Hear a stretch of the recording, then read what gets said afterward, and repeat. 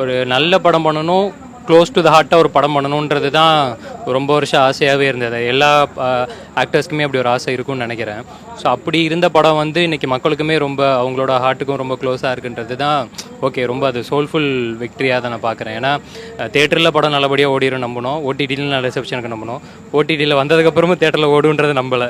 So அது இன்னும் நல்லபடியாக போயிட்டு இருக்குது. ஸோ அதுக்கு வந்து டெஃபினட்டாக மக்களுக்கு மட்டும்தான் அதுக்கான தேங்க்ஸ். ஏன்னா நீங்கள் நம்மளுமே அவ்வளோ சீக்கிரம் தேட்டருக்கு போய் பார்க்குறதுங்கிற இன்றைக்கி ஒரு பெரிய சேலஞ்ச் இல்லை, எல்லா பெரிய ஆக்டர்ஸுமே சரி. ஸோ இந்த மாதிரி அப்கமிங் ஆக்டர்ஸ்க்கு அந்த சப்போர்ட் மட்டும்தான் நம்மளை ஓட வைக்கிது, அதுதான் நம்மளுக்கான ஃபியூவல். ஸோ அதுக்கு நம்ம என்றைக்குமே ஓகே இன்னும் சின்சியராக கரெக்டாக அடுத்த ஒர்க்கை பண்ணணுன்றது மட்டும்தான் மைண்டில் இருக்குது. நம்ம சில படங்கள்லாம் பார்க்கும்போது சில பெரிய பெரிய ஸ்டார்ஸ்லாம் விஷ் பண்ணுவாங்க, இது பண்ணுவாங்க, நம்மளுக்கு என்னைக்கிடா அந்த மாதிரிலாம் ஒரு நாள் நடக்கும் அப்படின்னு டெஃபினட்டாக எல்லா அப்கமிங் ஸ்டார்ஸ்க்குமே அந்த ஒரு ஏக்கம் இருக்கும். இந்த படத்தில் அது நிவர்த்தி ஆயிடுச்சு. ஃபர்ஸ்ட்டு தனுஷ் சார்கிட்ட இருந்து தான் அந்த ஒரு கால் வந்தது. நான் வந்து திருப்பி பேசுகிறதுக்குள்ள ஒரு டக்கு டக்கு டக்கு டக்கு டக்குன்னு அடித்து நவுத்திட்டாரு. அது வந்து லைக் வெரி வெரி ஹாப்பி. ஏன்னா நான் இப்போ ஓகே எல்லா படமே நம்ம இன்ஸ்பயர் ஆகி எடுக்கிறோம். நம்மளுக்கு எனக்கு நான் நிறைய இன்டர்வியூஸில் சொல்லியிருக்கேன், நம்மளோட சீனியர்ஸ் தான் எனக்கு இருக்கிற குருஸ் அந்த மாதிரி. ஸோ விஐபி எனக்கு ஒரு ரொம்ப முக்கியமான ஒரு ரெஃபரன்ஸாக இருந்தது. திருச்சிற்றம்பலம் படத்தோட போஸ்ட் ப்ரொடக்ஷன் அப்போ ஒரு மிகப்பெரிய இன்ஸ்பிரேஷனாக இருந்தது, இன்க்ளூடிங் லவ் டுடேவுமே.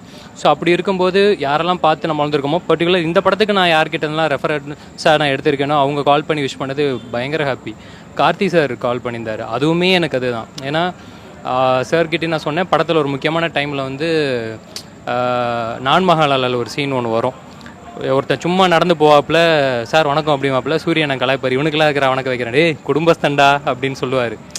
எனக்கு அது வந்து இங்கே நான் டிஸ்கஷன் அப்போ நான் சொல்லியிருந்தேன், ஒரு மிடில் கிளாஸோட லைஃப்பை வந்து சொல்லாமல் கரெக்டாக அந்த மாதிரி அதை ரெப்ரசென்ட் பண்ணணும், அது புரிய வைக்கணும் அப்படின்ட்டு. ஸோ நான் எங்கெங்கெல்லாம் பார்த்து நான் எதெல்லாம் பார்த்து இன்ஸ்பயர் ஆயிருந்தனோ அவங்களாம் இன்றைக்கி வந்து சொல்லும்போது லைக் மோர் தென் ஹாப்பி. இன்னும் நிறைய பேர் விஷ் பண்ணியிருந்தாங்க. கௌதம் கார்த்திக் பிரதர் கால் பண்ணியிருந்தாப்புல, கதிர் ப்ரோ கால் பண்ணியிருந்தாரு, சூரியன் பேசினார். ஸோ ஃபைன், ஓகே, ஏதோ இத்தனை வருஷம் இருந்ததுக்கு நல்ல ஒரு ஒர்க் பண்ணியிருக்கோம் அப்படின்ற ஒரு ரொம்ப சந்தோஷம்.